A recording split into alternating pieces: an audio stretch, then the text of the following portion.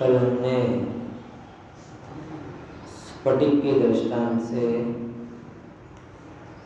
आत्मा की निर्मल स्वभाव और मलिन अवस्था का कारण क्या क्या है ये समझा। और मर्म की बात उसमें ये थी कि आत्मा को निर्मल होना नहीं है, निर्मल अनुभवना। आत्मा मैली हुई नहीं है, मैली प्रतीत हो रही है। ये दो के अंतर को समझो। स्फटिक को निर्मल होना है, स्फटिक लाल हो गई है। अब इसमें सबको बिल्कुल निर्दोष उत्तर आ जाएगा, सब एक साथ ही बोलेंगे। स्फटिक को निर्मल होना नहीं है, स्फटिक निर्मल ही। स्फटिक लाल पीली नीली हुई नहीं है, वो लाल पीली नीली प्रतीत हो रही। एक बालक को भी बोलोगे तो तुरंत सही उत्तर बोल देगा। गजब है, स्फटिक के बारे में सही आंसर देते हैं। और स्फटिक के जैसे भगवान आत्मा के बारे में पूछो तो ये फिर बट लगाएगा। कैसा ही फिर बट लगेगा?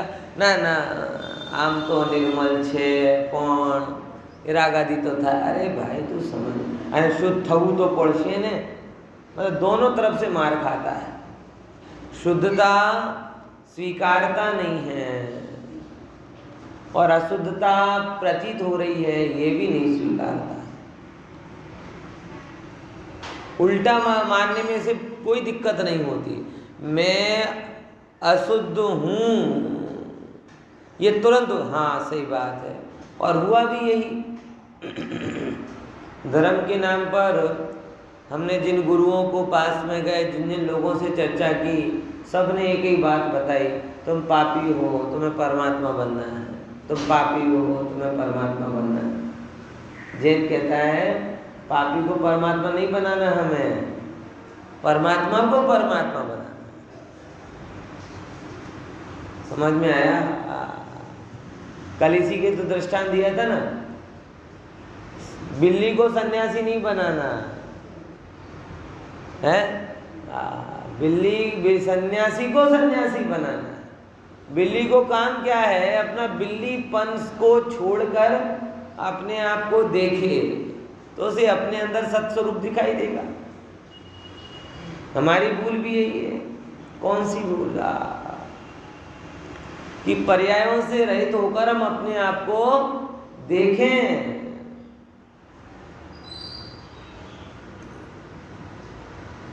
जैसे दो बातें कही ना, स्फटिक निर्मल ही है और मलिन प्रतीत हो रही है। कितना एकदम 100% कंफर्मेशन इस बात का आता है। क्या आता है प्रवीण भाई? बोलो। दृष्टांत में बोला है, सिद्धांत में बोलो। स्फटिक निर्मल ही है और मलिन प्रतीत हो रही। ऐसे हाँ, स्फटिक की बजाय आत्मा रख दो, पूरा काम सेट हो जाएगा। आत्मा निर्मल ही है और मलिन प्रतीत हो। मलिनता स्वभाव नहीं, संयोग के कारण होने वाली विकारी अवस्था है। और शुद्धता स्वभाव है, जिसे अनादिकाल से सारे संयोग मिलकर भी खत्म नहीं कर पाए। ये आपको इस बात का गर्व होना चाहिए। बिल्कुल वैसे ही जैसे स्फटिक जब से बनी ना, तब से उसका निर्मल रूप किसी ने नहीं देखा। देखा क्या? जब भी बनी किसी के हाथ में रही होगी तो हाथ के आकार जैसी, किसी काले नीले पीले कपड़े पर रही होगी तो उसके आकार के जैसी, किसी आभूषण में लग गई तो उसके आकार। जैसे स्फटिक आज तक किसी ने उसका निर्मल स्वरूप नहीं देखा, उसके बावजूद भी उसकी निर्मलता कभी नष्ट नहीं। ऐसे सिद्धांत बोलो, बोलो बोलो, सरल है। आत्मा अनादि से निर्मल दशा में नहीं आया तो भी उसकी निर्मलता कोई नहीं है वो। लोग कहते हैं प्रायश्चित करने से आत्मा निर्मल हो जाती, सही बात है। अरे निर्मल को कौन निर्मल करे, बराबर। फिर कहते प्रायश्चित, तो प्रायश्चित जिस पर्याय ने किया वो अलग, और दोष जिस पर्याय ने किया वो अलग। आत्मा का अवलंबन लिया वही प्रायश्चित। हाँ, देखो समझना, ये सब बातें हैं ना थोड़ी बहुत व्यवहार में, स्थूल व्यवहार की होती हैं, जगत में चलन में है और लोग उसको फॉलो कर देते हैं। कैसे? अब किसी से कोई गलती होगी, अंतर में गिल्टी कॉन्शियस होता है, तो किसी गुरु के पास जाते हैं, प्रायश्चित दे दो, प्रायश्चित दे दो, प्रायश्चित दे दो। और प्रायश्चित के नाम पर सामान्य गुरुओं के पास 2-3 ही चीज़ें होती हैं। कौन सी? नमोकार में छोटी चीज़ के लिए नमोकार मंत्र की माला, बीच की चीज़ के लिए एकासन, और बड़ी चीज़ के लिए उपवास। मतलब प्रायश्चित का एक पूरा पूर्व है। और यहाँ पे जितने के पास जाते हैं वो मात्र 3 चीज़ें ही हैं। मतलब दुकान खोला है सुपर मॉल, सुनती भाई, और वस्तुएं रखी हैं केवल 3 ही। प्रायश्चित बड़ी मनोवैज्ञानिक क्रिया थी, लेकिन वो तो कोई इतना विचार करता नहीं। ऊपर ऊपर से सब पूछते तो ऊपर ऊपर से समाधान करते कि भाई वो क्या कहते हैं, पचकान लिया था ना, पानी पी लिया, तो कल एक आसन कर लेना। आज एक घर में करते करते वो जीव मर गया, उपवास कर लेना है। प्रवचन सुनते सुनते झोंका आ गया, नमोकार मंत्र की माला फेर लेना। ऐसा सरल सा प्रायश्चित नहीं। देखो समझना, हम पूर्व पर्याय के दोष को नई पर्याय के दोष से दूर नहीं कर सकते, क्योंकि आत्मा स्वभाव से निर्मल है। बराबर बराबर। पूर्व की पर्याय हुई, उसमें मलिनता थी और वो होकर चले। अब नवीन पर्याय हो रही है, वो अलग। हाँ, पूर्व की पर्याय का वर्तमान की पर्याय में अभाव है, तो ये यहाँ का प्रायश्चित वहाँ को कैसे सुधार देगा? कोई रिमोट कंट्रोल सिस्टम है क्या? यहाँ बटन दाओ ना, जो बंधना था वो बंध गया, जो होना था वो मलिन रूप तुम परिणमित हो गए, उसके निमित्त से जो कर्म बंध बंधने थे वो हो गए। अब तुम दूसरी पर्याय में विचार कर रहे हो। अरे भाई, ऐसे प्रायश्चित काम नहीं करता। तो फिर कहते प्रायश्चित है तो अपने आप ही बनेगा, कहाँ कह रहे कि नहीं है।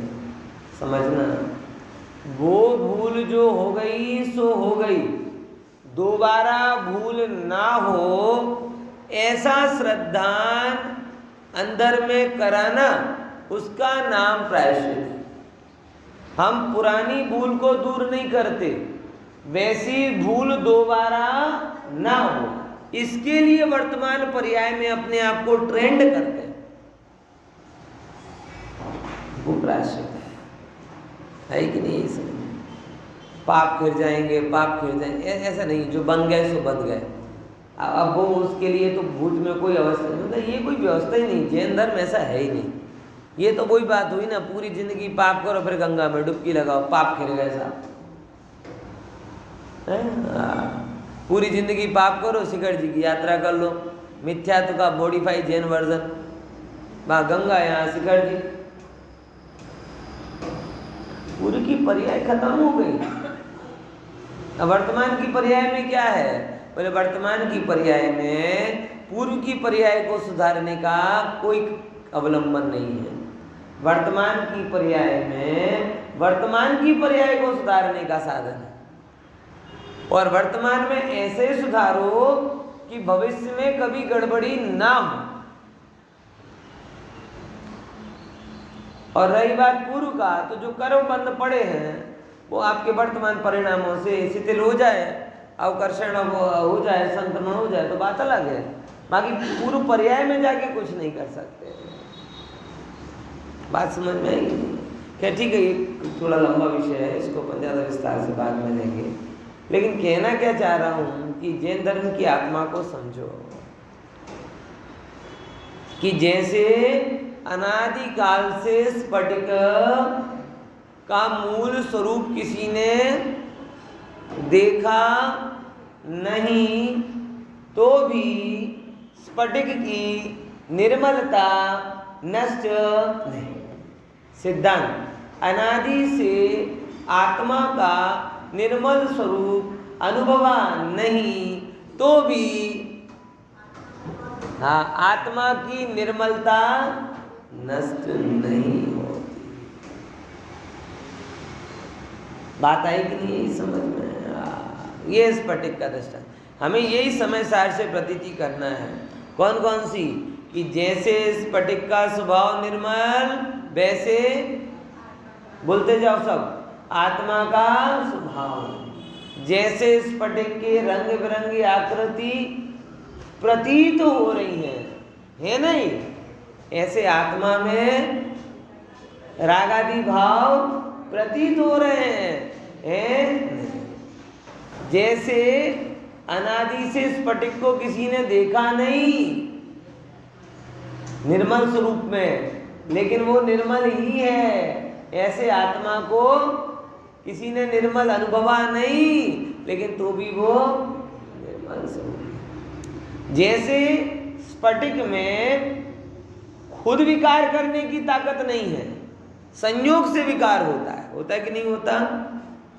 ऐसे आत्मा में स्वयं विकार रूप परिणमित होने की ताकत नहीं, ये पर के संयोग से विकार होता है। जैसे स्फटिक स्वाभाविक रूप में मात्र निर्मल निर्मल निर्मल रूप में ही व्यक्त होता है, वैसे आत्मा अपनी स्वाभाविक अवस्था में कैसा हो रहा है? निर्मल निर्मल निर्मल। और देखो और गहरा अंतर देखो, जैसे स्फटिक का एक अंश काला पीला नीला दिख रहा है, बाकी उसका अधिकतर अंश तो स्फटिकमय ही है। ऐसे आत्मा की मलिनता भी थोड़े गुणों में ही है, अधिकतर अंश तो जरा स्फटिक में अकेला नीला काला पीलापन ही थोड़ी रंग है, उसकी सघनता भी रंग है, उसका अस्तित्व भी उसका कारण है, गुण है, और भी बहुत सारी चीज़ें, उसकी पारदर्शकता, उसका भारीपना, उसकी चिकनाहट, ये उसके कितने सारे गुण हैं। लेकिन वो काले पीले नीले के चक्कर में और कुछ, ऐसे आत्मा के अंदर में भी बहुत सारे गुण हैं, लेकिन वो हमें एक ही चीज़ दिखती है और हम उसमें अटक जाते हैं। कौन सा दिखा? काला पीला नीला। ऐसे रागद्वेष मोह, अज्ञान मोह अविरति, तो उसके अलावा आत्मा शुद्ध है, ज्ञान भाव के बल से दिखता नहीं। जो रंगों को देख रहा है उसने स्फटिक को नहीं देखा, और जिसने स्फटिक को देखा उसने रंगों को नहीं देखा। विचार करके देखो, तुम नीले के कारण स्फटिक को स्फटिक मानते हो, पीले के कारण स्फटिक को स्फटिक मानते हो, काले के कारण स्फटिक को स्फटिक मानते हो। किसके कारण स्फटिक को स्फटिक मानते हो? उसकी निर्मल शक्ति के कारण। आई कि नहीं समझ? उसकी निर्मल शक्ति ऐसी होती है कि अपनी निर्मलता के कारण वो सहज काले पीले नीले रूप परिणमित,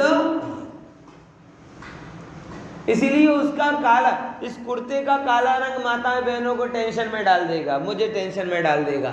अरे बाप रे, दाग लग गया, पहले क्या करो, नया नया कुर्ता खराब हो जाएगा।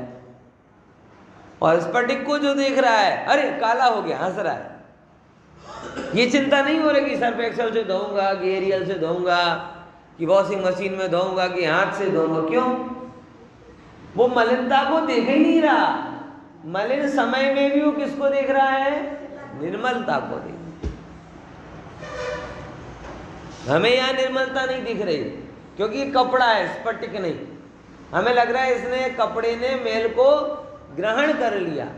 और स्फटिक के मामले में हम क्लियर हैं कि स्फटिक कभी मेल को दर्शाता है, ग्रहण करता। तो जब आप काला पीला नीला देखो तो भी आपकी प्रतीति में क्या है? निर्मलता। इसीलिए आपको कालेपन की चिंता नहीं है, नीली अवस्था की भी चिंता नहीं है, पीली अवस्था की भी चिंता नहीं। ऐसे ही जो मैंने लास्ट बोला था ना कि जो मैला देख रहा है वो निर्मल नहीं देख रहा, और जो निर्मल देख रहा है वो मैला नहीं देख रहा।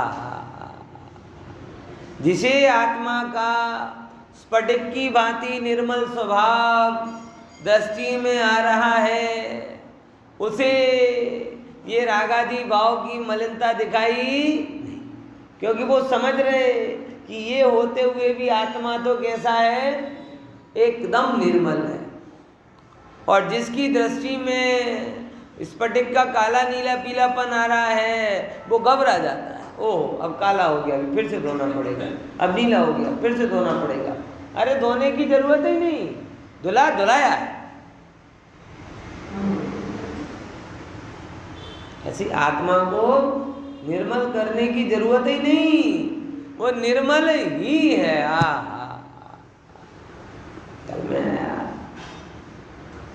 जिसकी निर्मल स्वभाव पर दृष्टि है, उसका द्रव्य निर्मल, गुण निर्मल, और उसने आत्मा का अवलंबन लिया तो अब पर्याय के निर्मल होने में भी टाइम नहीं।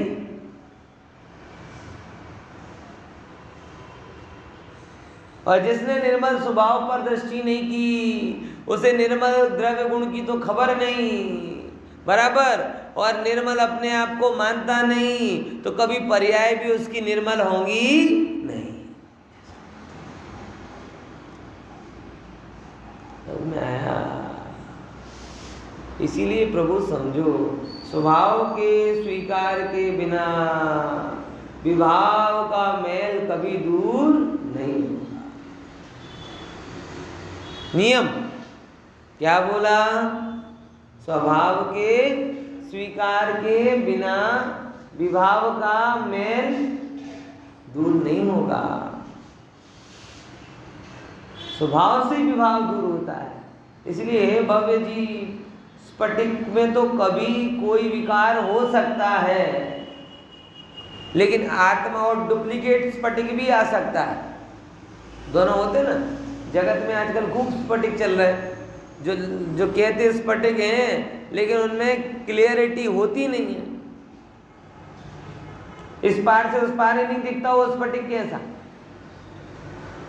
पता है आपको?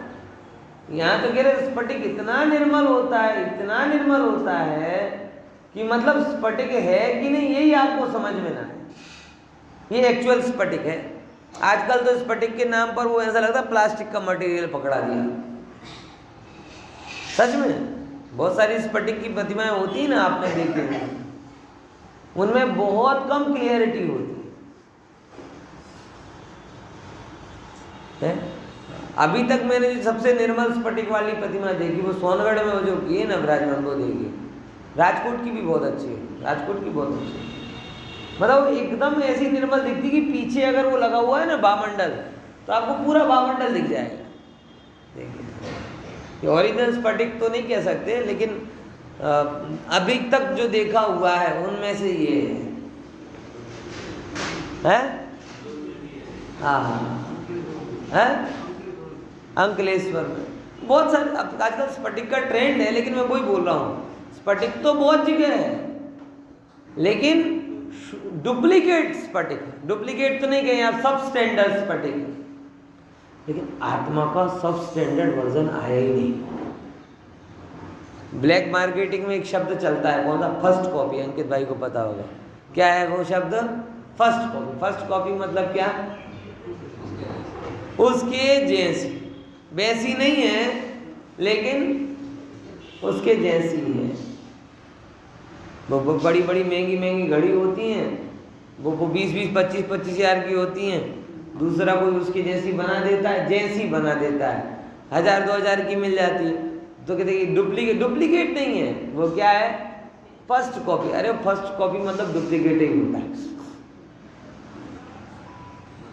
है, वो सिर्फ नाम अलग है, काम में कोई अंतर नहीं। देखो ऐसे स्फटिक की तो फर्स्ट कॉपी सब स्टैंडर्ड डुप्लीकेट बन जाए, लेकिन भगवान आत्मा की भी कुछ बनेगी क्या? एक आत्मा ओरिजिनल जो शुद्ध रहे और दूसरा आत्मा डुप्लीकेट जो शुद्ध हो जाए, फर्स्ट कॉपी नहीं। स्फटिक में अंतर हो सकता है, लेकिन प्रभु एक एक कीड़ी की और मेरी प्रभुता में रत्ती मात्र का अंतर नहीं। काफी सारे अंतर बताए मैंने अभी, तुलनात्मक रूप से आप फिर से पढ़ेंगे तो ख्याल में आएगा। और मैं ये चाहता हूँ कि अभी जो कुछ भी बोला, अब ऐसे तो आपको स्फटिक देखने को पता नहीं कब मिलेगा, लेकिन कभी जब स्फटिक वाले जिनबिंब को देखो तो ये जो मैंने अभी आधे घंटे तक बोला है, ऐसे आत्मज्ञान की और स्फटिक की प्रतिमा की तुलना करके देखो तो आपका दर्शन सफल होगा। पंडित जी क्या बोला, हम तो भूले गए, और उसकी हम जिम्मेदार नहीं है। अब राम कथा के जैसे आप सुनो तो हम क्या करें चल ठीक है ना, बराबर। समझना जरा, ध्यान देखो, दिमाग में रखा करो चीजें, वो चिंतन में साधन बनती है। दिमाग में नहीं रखोगे, देखो सिंपल वस्तु है लौकिक में, जेब में पैसा होना चाहिए ना, घर से निकलते समय। पैसा नहीं हो तो ना बस मिलेगी ना ऑटो मिलेगी, कुछ नहीं होगा। ऐसे तत्व विचार करते समय तत्व का ज्ञान तो रखा करो अंदर में। तत्व ज्ञान ही नहीं होगा तो ना विचार होगा, ना चिंतन होगा, ना ध्यान होगा, कुछ नहीं होगा। धर्म के मार्ग पर ये तत्व ज्ञान तो रोकड़ा के समान। क्या बोला, ये भी नहीं आता है, हो गया मैं क्या बोला। तत्व जैसे जगत में कोई भी व्यवहार करना हो तो एक प्राथमिक आवश्यकता होती है कि भाई आपके जेब में बहुत ना हो तो कम से कम कितने हो, 100-500 रुपए, 1000 रुपए तो पड़े होने चाहिए। क्यों? क्योंकि उसके बिना कोई व्यवहार नहीं होगा आपका, ना आने जाने का, ना सुनने सुनाने का, ना लाने ले जाने का, ना खाने खिलाने का, कोई भी व्यवहार उसके बिना नहीं। तो जैसे जगत के व्यवहार के लिए हर समय आपको क्या चाहिए, धन चाहिए ना, उसके बिना कोई व्यवहार नहीं होता ना। ऐसे ही मोक्ष की अनुभूति के लिए तो बात दूर रही, मोक्ष के व्यवहार के लिए भी, धर्म के व्यवहार के लिए भी ये तत्व ज्ञान किसकी भांति है, रोकड़े की भांति। इसके बिना स्वाध्याय नहीं होगा, इसके बिना पूजन नहीं होगी, इसके बिना उपवास नहीं होगा, इसके बिना दया नहीं होगी, इसके बिना अहिंसा नहीं होगी, कुछ भी नहीं होगा, है। नाना वगर नो नाथियो नाना नाथा, ऐसे ज्ञान वगर नो गांडियो અને જ્ઞાની થાય ભગવાન। समझे कि नहीं समझे? मोक्ष की अनुभूति के लिए तो बात अलग, मोक्ष या धर्म के नाम पर जो भी व्यवहार होता है, समझ में आया? उस सब व्यवहार की अनिवार्य आवश्यकता क्या है, ये तत्व ज्ञान आपको होना चाहिए। तत्व ज्ञान नहीं है तो मोक्ष का निश्चय तो होगा ही नहीं, मोक्ष का व्यवहार भी नहीं होगा। और यहाँ पर वो बैंक के लॉकर में पड़ा हुआ व्यवहार काम नहीं चलेगा। जो रूटीन काम तो कैश फ्लो से होता है, सही बात है कि नहीं? ऑटो वाले से बोलो कि मेरे अकाउंट में करोड़ रुपया जमा है, तो वो भी मुझे ऐसे जाने दे, हसे भाई हमने 20 आपो ना, मैं छुट्टा करो ना। अरे तू उभर 1 करोड़ जमा છે, આ કરોડની શું માંડો છો? 20 રૂપિયા આપું હું જાઉં, મારે બીજું કામ છે। શાકવાળાને કહો, દૂધવાળાને કહો, શું જોઈએ ત્યાં? કેશ ફ્લો જોઈએ। હવે હું તમને કહું, જ્ઞાનનો કેશ ફ્લો અને જ્ઞાનનો શું કહેવાય આપણે, લોકઅપ તો નહીં, લોકર એ બે કયા કઈ વસ્તુ છે? બોલો વિનોદભાઈ, જ્ઞાનનો લોકર અને જ્ઞાનનો કેશ ફ્લો। લોકર હશે ને બધા પાસે? એ જે લબ્ધિ રૂપ જ્ઞાન છે, સંસ્કાર રૂપ જ્ઞાન છે, એ છે જ્ઞાનનો લોકર. અને જે તમારો સ્મૃતિ રૂપ જ્ઞાન છે એ છે જ્ઞાનનો કેશ ફ્લો, ખિસ્સામાં પડેલા રોકડા. આગળના વ્યવહાર માટે તમે લોકરની વસ્તુ કાઢશો, પણ રૂટીન વ્યવહાર માટે તો કેશ ફ્લો જોઈએ. વારંવાર તમે થોડી લોકર खोलवा જશો. सामान्य व्यवहार के लिए तो सामान्य तत्व ज्ञान होना ही चाहिए ना, कि जीव अजीव का निर्णय, कर्मबद्ध का विचार, आत्मा की अवस्था का विचार, आत्मा का बिगाड़ करने वाला विचार कौन सा, आत्मा के सुधार करने वाले विचार कौन से. ये सामान्य व्यवहार तो इससे ही होगा ना, कि किससे होगा.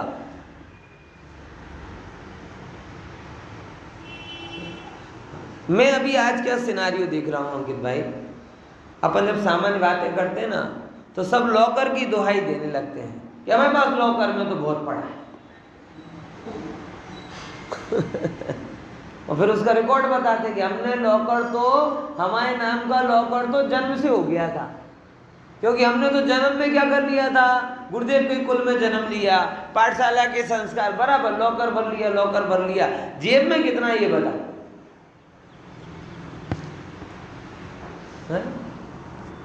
वो सिंपल भाषा में बात कर रहा हूं.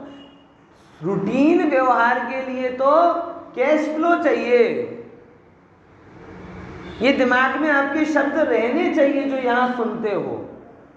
मैं तो खुद अनुभव करता हूं इन चीजों का, कि अगर आपके रूटीन व्यवहार में ये बातें नहीं आ रही, आत्मा, परमात्मा, राग, देश, कर्म, बंधन, जीव, स्वभाव, मिथ्यात्व, अज्ञान, विरति, कषाय, इनका विचार ही नहीं कर रहे, तो आपका धर्म का व्यवहार हो ही नहीं पाएगा.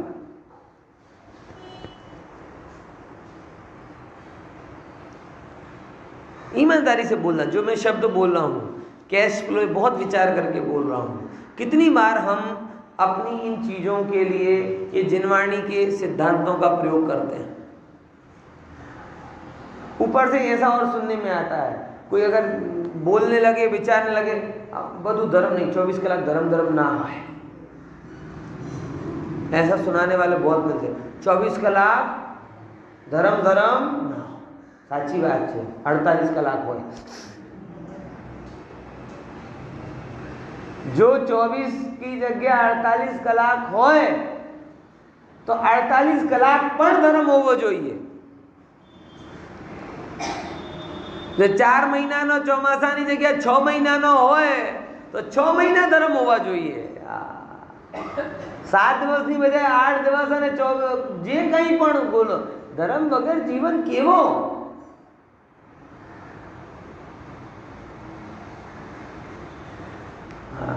समझे कि नहीं समझे.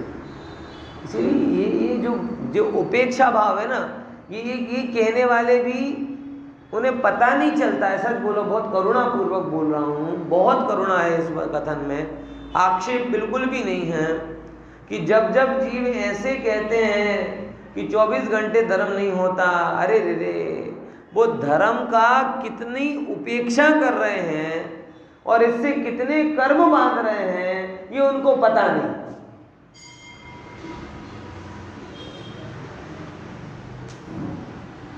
आप ऐसा करो कि ये ऐसा मैं नहीं कर पा रहा हूं, इसका मुझे खेद है, तो चलेगा, लेकिन नहीं करना है, ये बात तो मोक्ष मार्ग के बाहर कर देती है साहब.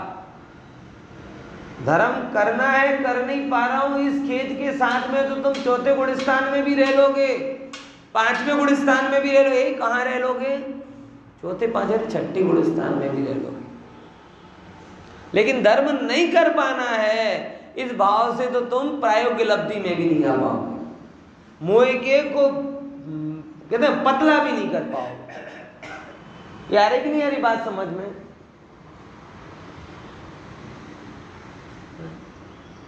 ये जगर की जो डॉट डायापन है ना, चतुराई, जगत गजब है. पाप में श्रेय लेने दौड़ते हैं, पापाधिपति होना चाहते हैं, धर्म में गौण हो जाते हैं, मुख हो जाते हैं. है? विचार करो। फेसबुक का अनुसरण करते हैं, फेसबुक की कोई पोस्ट आ जाए ना, उसे बिल्कुल समय सार की गाथा के जैसा पढ़ लेते हैं, और जिस समय सार को अब आવુજ કે ને समय सार में तो आવુજ कहवाए ने। ए समय सार में जो कहा जा रहा है ना, वो सुप्रीम कोर्ट के जजमेंट से भी ज्यादा महत्वपूर्ण है। मजाक हल्के में मत लेना इसको। अंकित भाई समझ में आ रहा है? आज अगर भारत में कोई भी डिसीजन लेना हो तो सबसे बड़ी चीज कौन सी कही जाती है? पर सुप्रीम कोर्ट ने जिस विषय में जजमेंट दिया उसके आगे कोई सुनवाई नहीं होती, कुछ भी नहीं होता। ऐसे ही जो समय सार में लिखा है ना, समय सार में ये समझ लो, समय सार में लिखा हुआ कथन ये सुप्रीम कोर्ट का जजमेंट है, सुनवाई भी नहीं, निर्णय।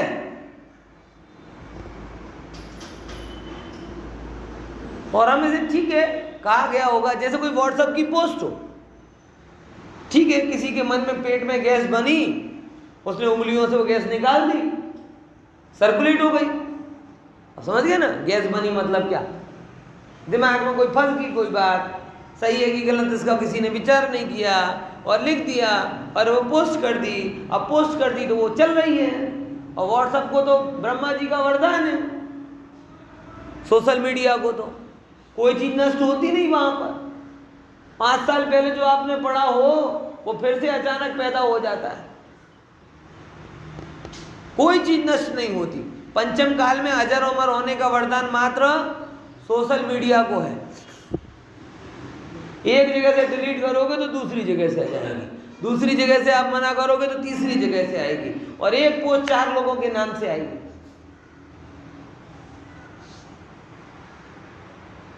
गीता में भी वही लिखा है, बाइबल में भी वही लिखा है, कोई कहेंगे तत्वार सूत्र में भी वही लिखा है।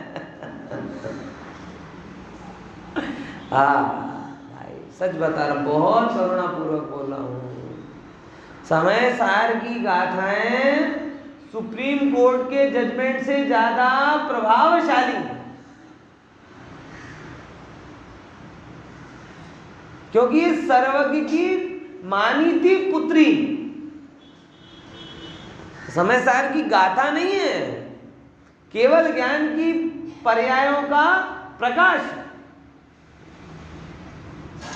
कि केवल ज्ञान में अनंत सर्वज्ञ भगवंतों ने जो वस्तु का स्वरूप देखा वो प्रकाश मानो कुंद कुंद आचार्य ने अपने स्वानुभव के बल से अपने अंदर सहेज लिया और फिर उसको प्रकाशित कर रहा है। जैसे सोलर लाइट नहीं होती, ये अपन कर लेते हैं, रूफ टॉप पैनल बना देते हैं, सूर्य के प्रकाश को अपने अंदर संरक्षित करता है, अंधेरा होता है तो बाद में वही प्रकाश आपको दिखता है। तो ये जो प्रकाश है ना, ये कौन सा है? ये प्रकाश वही है जो केवल ज्ञान का है। इसलिए जो जितनी भी स्फटिक की विशेषता बोली वो अगर आपको 100% लगती हैं तो आत्मा की विशेषता उससे 1000% सही है।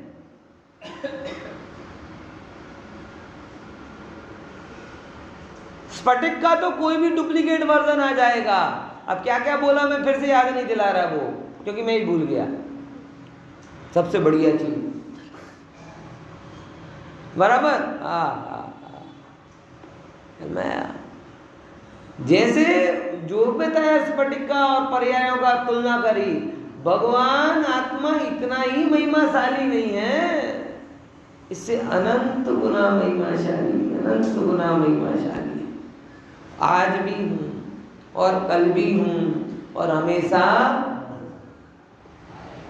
अब जिसको अपनी ऐसी प्रभुता ख्याल में आए, ओ हो, विकार के बीच में निर्मल, विभाव के बीच में निर्मल, संयोग के बीच में निर्मल, पर्यायों के बीच में निर्मल, ओ वो मलिनता के लिए रोएगा नहीं।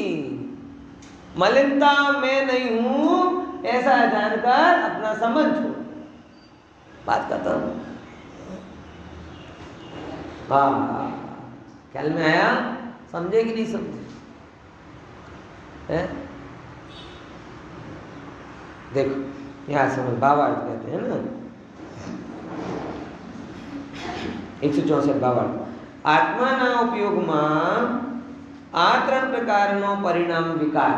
કયા 3 પ્રકારનો? કયા 3 પ્રકારનો? મિથ્યાત્વ, અજ્ઞાન અને અવિરતિ अनादि कर्मना निमित्त છે।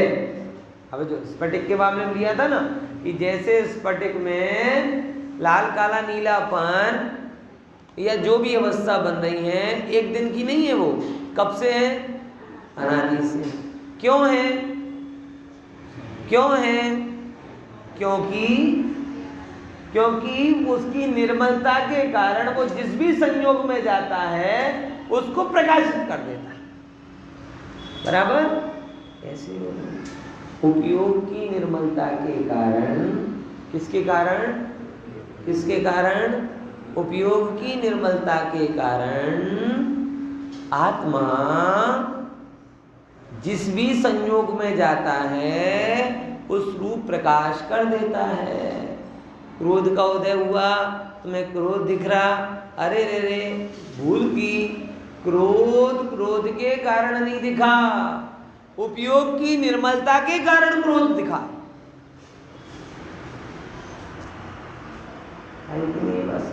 फिर से क्रोध के कारण क्रोध दिखा, क्रोध तो जड़ है।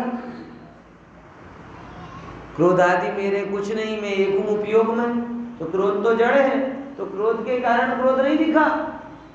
किसके कारण क्रोध दिखा? अब जिस समय क्रोध हो रहा है उस समय मेरा निर्मल उपयोग है कि नहीं है? तो निर्मलता पर ध्यान देना।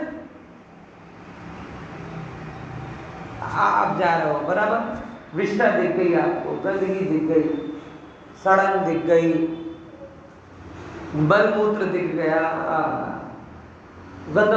अरे विचार कर, विष्ठा दिखी, मलमूत्र दिखा, गटर दिख गई, दुर्गंध हो गई, ये दिखी किसके कारण?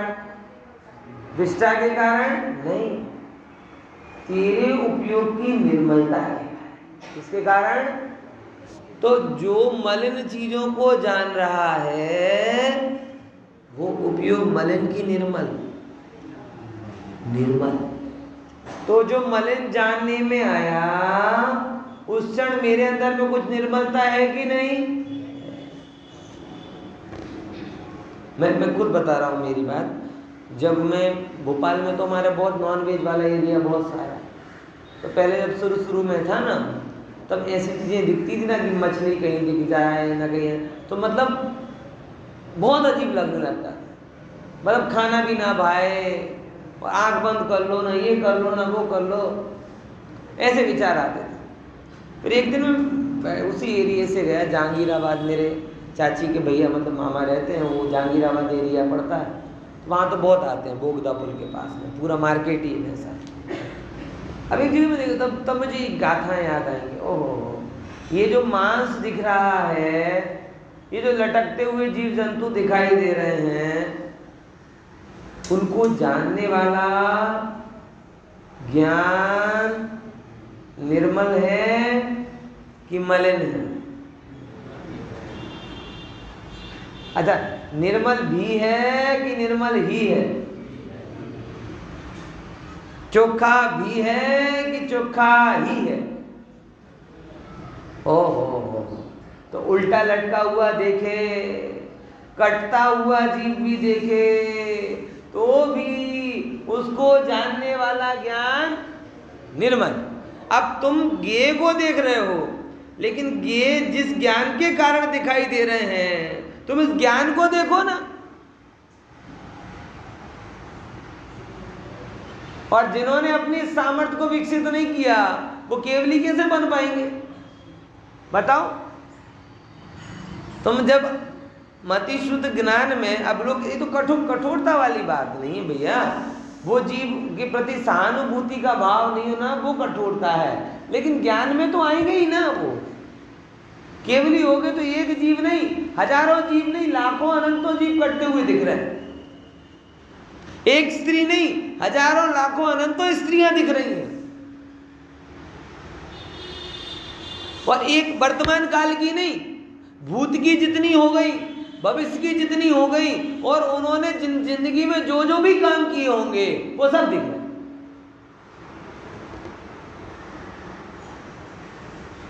लड़ाई नहीं देख सकते तो केवल हो गए, तो जितनी भी लड़ाइयां हुई हैं वो सब दिखे। तुम कोरोना के दृश्य याद करते ना, धरती कंप की याद करते तो अभी भी हम रुमाटा उबा थी जाए। अरे इससे बड़े बड़े भयंकर कालखंड निकल चुके, और केवल ज्ञान में सब दिख रहा। और कहते वो सब किसके कारण दिख रहा है? ज्ञान की निर्मलता के कारण। उस समय केवली का जोर ज्ञेय पर है कि ज्ञान की निर्मलता पर है? आप भी उस पर जोर है। अब वो समझ में आ गया तो अब वैसे भाव नहीं होते कि ऐसे बंद कर लो ना, ये कितने पापी हैं ना, ये कैसे हैं ना, वैसे हैं। अब कुछ विचार नहीं आते। पहले ऐसे विचार आते, ये सब पापी हैं, सब नरक में जाएंगे, जब जीवों को मार।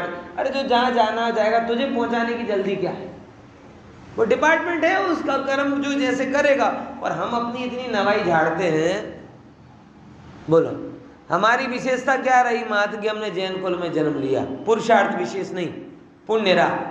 अगर हमने कोई यवन कुल में जन्म लिया होता तो कितने लोग कॉन्फिडेंट हैं कि उस कुल में जन्म लेकर उस कुलाचार के विरुद्ध जाकर अहिंसा का पालन करते। आज जब आप जैन में जैन के कुलाचार का पालन नहीं कर पाते, तो आज हम जो जितनी इनकी बात करते ना, ये खराब, ये पर्याय बदलेगी, हम वहां पैदा होंगे, पुरुषार्थी नहीं बने, तत्व के खोजी नहीं बने, तो अधिकतर लोग तो प्रवाह में ही बह जाते हैं।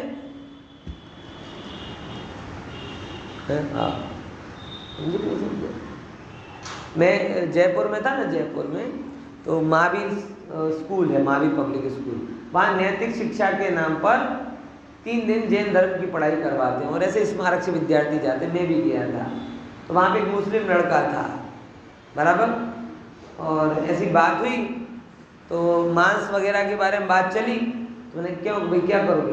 बोले मुसलमान हूँ तो मैं तो खाऊंगा ही ना। उसका ये स्टेटमेंट, मैं मुसलमान हूँ मैं तो खाऊंगा ही ना। मुझे वही विचार है, मैंने देखो ऐसा है जगत का प्रभाव। जैसे जैन होने के नाम पे जैनत्व का हमको मान है, वो कहते हमारे में कोई दिक्कत ही नहीं है। जो माइंडसेट हमारा है वो माइंडसेट उनका है। हम अपने कुलाचार पे टिके हैं, वो उनकी परंपरा पे टिके। तो हाँ, जो जिस रूप गया है वैसे ही होता है। इसीलिए खोजी बनो, खोज के संस्कार डालो आज अपने अंदर में, तृप्ति के नहीं। देखो बड़ी गहरी बात कह रहा हूं, तृप्ति के संस्कार डालिए, कल के दिन और दूसरी पर्याय में जाओगे तो उस पर्याय में जाकर तृप्त हो जाओगे। लेकिन आज इस पर्याय में खोजी बनोगे ना, खोजी क्या बनोगे? किसके सत्य क्या है, सत्य क्या है? संत के नाम पे संतुष्ट नहीं होगे, सत्य को खोजोगे। तो आज तो तुम सही जगह पर हो, कल गलत जगह पर जाओगे ना, तो जो खोज के संस्कार पड़े ना, वो खोज के संस्कार तुम्हें रास्ता दिखाएंगे। आज लोग जिन मंदिर इसलिए जाते हैं क्योंकि जैन हैं। जैनत्व तो खोजना नहीं है उन्हें, जैनत्व तो पाना नहीं है उन्हें। अब इससे क्या हो गया? चूंकि हम जैन हैं, हमारा क्या एक आइडियोलॉजी बन गई, क्योंकि हम जैन हैं इसीलिए हम मंदिर जाएंगे, क्योंकि हम जैन हैं इसीलिए हम कांदा बटाका नहीं खाएंगे, क्योंकि हम जैन हैं हम रात को भोजन नहीं करेंगे वगैरह। जो कुछ भी थोड़ा बहुत करते हो वो सबका क्या हो गया? जैन। बात खत्म। संतुष्ट। संस्कार कौन से गए आत्मा में? संतुष्टि के। क्या बोला? कौन से संस्कार गए? संतुष्टि के। अब वो संतुष्टि के संस्कार लेकर आप मुस्लिम की पर्याय में गए, तो कौन सा पर्याय और संस्कार काम करा? चूंकि हम मुसलमान हैं इसलिए सब चलता है। जैसे उस बच्चे ने बोला मुसलमान है तो खाऊंगा ना, एकदम भट से। ये क्यों हुआ? क्योंकि हर आत्मा ने क्या किया है?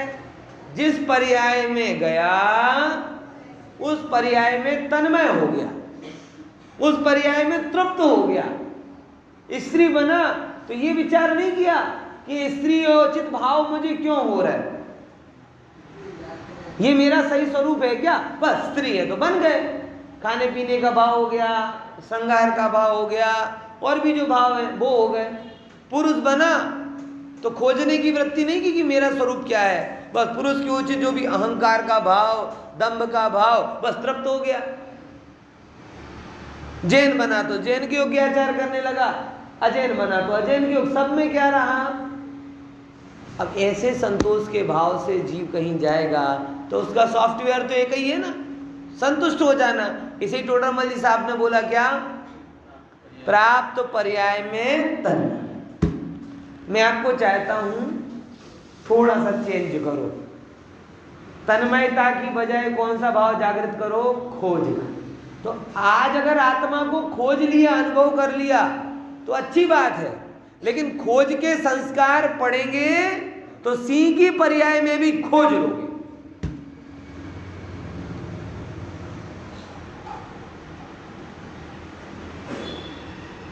समझ में आ रहा है? क्या बोला? क्या बोला? खोज के संस्कार पड़ो। सत्य कोई परंपरा नहीं है, सत्य स्वपरीक्षित साधना है। सत्य वो नहीं जो किताबों में लिखा है, सत्य वो है जो आप अपने अनुभव से, जीवन से सिद्ध करते हो। समझ में आया है? हाँ, तो खोजना चालू। ओह, ये पर्याय में खोज का आपके अंदर संस्कार, तो आप यहाँ पर हो, अगली पर्याय में कोई आपको दूसरे रूप पढ़ाएगा तो भी नहीं, थोड़ा देखना तो चाहिए, ऐसा कैसे हो सकता है? तो सिंह का जीव भी सम्यक दृष्टि हो जाएगा, मुस्लिम भी सम्यक दृष्टि हो जाएगा, नरक का नारकी भी सम्यक दृष्टि हो जाएगा। किसके संस्कार के कारण? समझे? तो सॉफ्टवेयर अपडेट करना है। संतुष्टि की बजाय कौन सा सॉफ्टवेयर लाना है? खोज का। सत्य के खोजी बनो, स्वरूप के खोजी बनो, क्योंकि खोजी बनोगे तो स्वरूप के भोगी बनोगे। खोजी नहीं बनोगे तो जानोगे नहीं, जानोगे नहीं तो उसे मांडोगे कैसे? बराबर। संतुष्टि से तो कुलाचार हाथ में आता है, सत्य हाथ में देखो पूरा देखो। अनादि कर्म જેને પહેલાથી શુદ્ધ જતો અને હવે તેમાં નવો પરિણામ વિકાર થયો છે, જો એમ હોય તો સિદ્ધોને પણ નવો પરિણામ વિકાર હોવું અનાદિથી છે। એવો નથી કે પહેલા નહોતો ને હવે થયો, કેમ કે પહેલા જેમાં ના હોય ને પછી હોય તો સિદ્ધોમાં નથી તો એમને આગળ થઈ શકે છે।